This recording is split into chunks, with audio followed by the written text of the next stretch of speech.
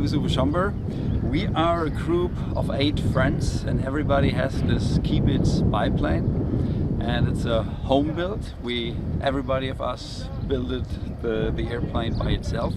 I built my airplane when I was 22 years old in 1987, and since this time, I fly around Europe with my friends. We met 2004, and since that time we fly across Europe. For this tour, we started our tour the 22nd of May, and we met in the center of Germany.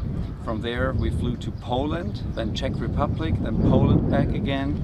From Poland, Slovakia, Hungary, and this morning we came from Balaton, Hungary to Slovenia for a fuel stop, and we continue our journey today to Alcasale in Italy.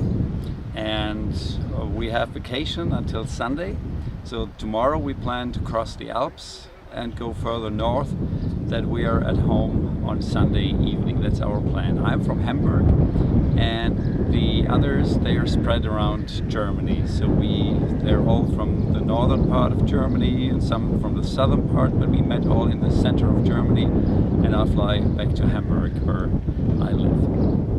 Thank you very much.